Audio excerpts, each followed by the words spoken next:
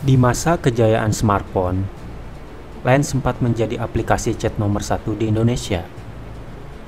Nggak cuma buat ngobrol, tapi juga baca berita, main game, dan juga koleksi stiker-stiker lucu yang menjadi ciri khas dari Line. Waktu itu, Line benar-benar melekat dengan kehidupan digital anak muda Indonesia. Tapi sekarang, aplikasi ini sepertinya agak jarang banget dipakai. Jadi, kenapa Line yang dahulunya begitu populer malah mulai ditinggalkan? Halo teman-teman, langsung aja kita bahas lengkapnya di video ini.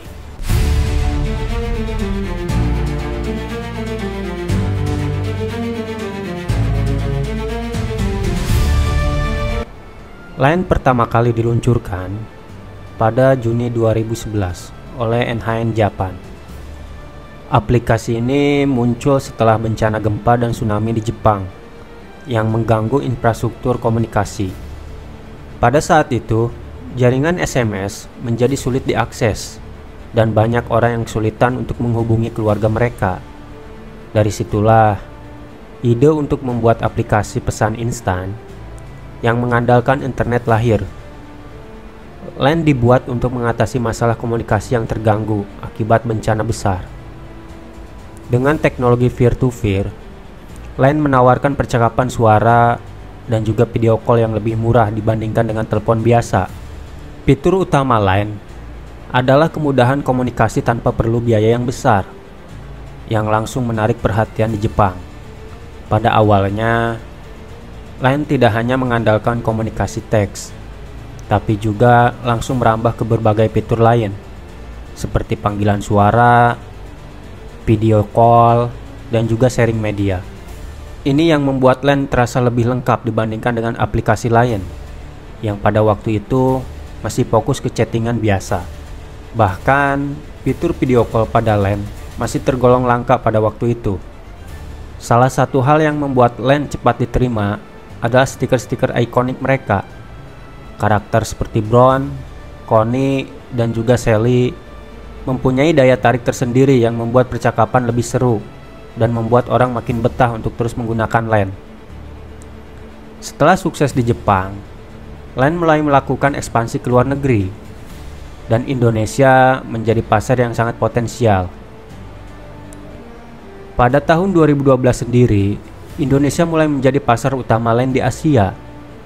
Karena pada saat itu, banyak orang Indonesia yang mulai beralih ke smartphone dan mulai meninggalkan BBM. Line hadir tepat di waktu yang pas, membahas fitur-fitur yang lebih fresh dan juga menarik buat anak muda di Indonesia. Setelah masuk ke Indonesia pada tahun 2012, aplikasi ini langsung menjadi fenomena. Karena pada saat itu, Indonesia sendiri masih didominasi oleh BBM.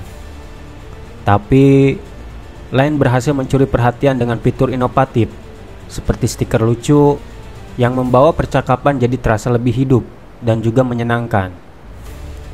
Karakter-karakter ini bahkan menjadi bagian dari budaya pop. Selain stiker, Line memperkenalkan fitur video call yang waktu itu masih jarang ditemui di aplikasi lain. Fitur ini menjadi solusi bagi banyak orang yang ingin berkomunikasi dengan keluarga atau teman mereka yang jauh di luar negeri. Dengan koneksi internet yang semakin terjangkau, Line memberikan kesempatan bagi banyak orang untuk melakukan video call tanpa harus merogoh kocek yang lebih dalam.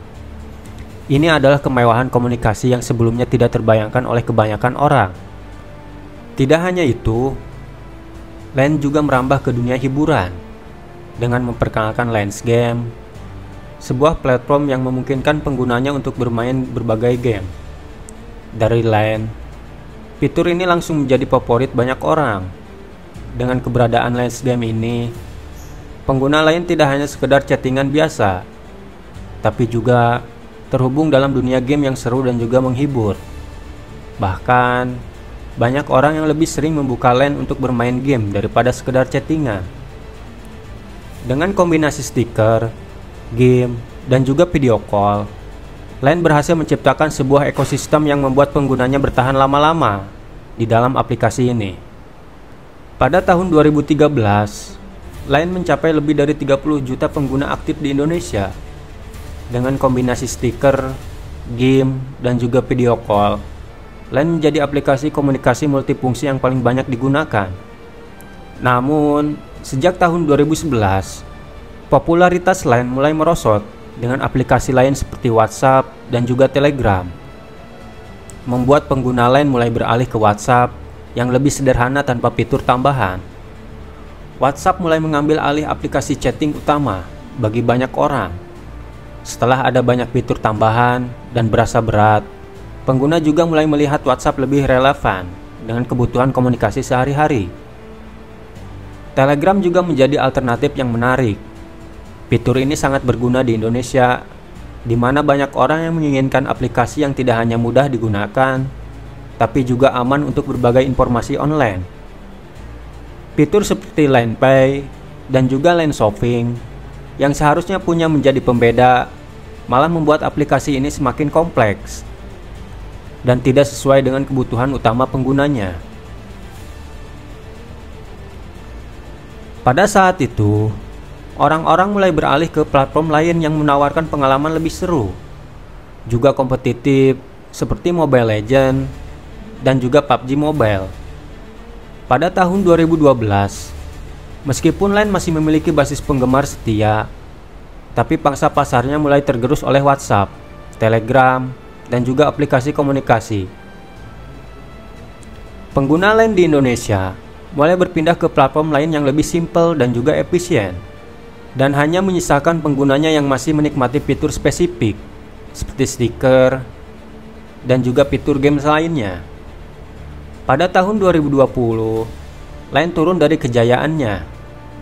Dan pada tahun 2025, meskipun Line masih ada, tapi aplikasinya sudah sangat jauh dari popularitas yang pernah dicapainya di Indonesia.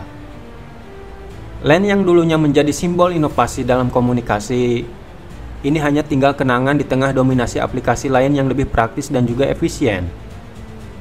Dan perlahan-lahan kehilangan relevansinya. Aplikasi ini hanya bertahan dengan basis penggunanya yang semakin menyusut dan menjadi salah satu contoh dari perjalanan teknologi yang harus beradaptasi dengan cepat atau akan tertinggal. Jadi, itulah cerita perjalanan Line di Indonesia. Dari aplikasi yang menguasai pasar chatting dan video call, hingga tergeser oleh aplikasi lain yang lebih sederhana dan juga lebih praktis. Line dulu memang punya semua yang kita butuhkan. Tapi kini, dengan perjalanannya waktu dan munculnya aplikasi lain yang lebih relevan dengan kebutuhan kita, jadi, apakah kalian pernah menggunakan Line untuk chattingan dengan teman atau gebetan kalian? Coba share dong pengalaman kalian di kolom komentar. Dan kalau kalian suka dengan video ini, jangan lupa like dan subscribe. Terima kasih sudah menonton. Sampai jumpa di video berikutnya.